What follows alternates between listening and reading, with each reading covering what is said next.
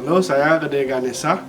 Jadi hari ini saya akan menceritakan tentang social entrepreneurs yang saya bangun, yaitu usaha Bank Sampah Galang Panji.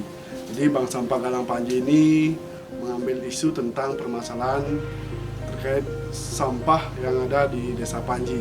Jadi kami melihat bahwa di Panji sendiri sekarang cukup banyak sampah yang tidak terolah. Jadi atas isu tersebut kami berusaha mencari solusi bagaimana menangani permasalahan sampah.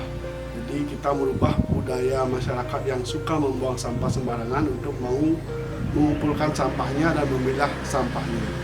Nah, usaha kami ini memberikan jasa pelayanan sebagai tempat penampungan sampah-sampah non-organik dari masyarakat, sehingga masyarakat tidak membuang sampah sembarangan dan juga masyarakat mendapatkan potensi ekonomi dari sampah-sampah organik mereka. Usaha ini sudah kita bangun sejak 2014 dengan nama Bank Sampah Galang Panji.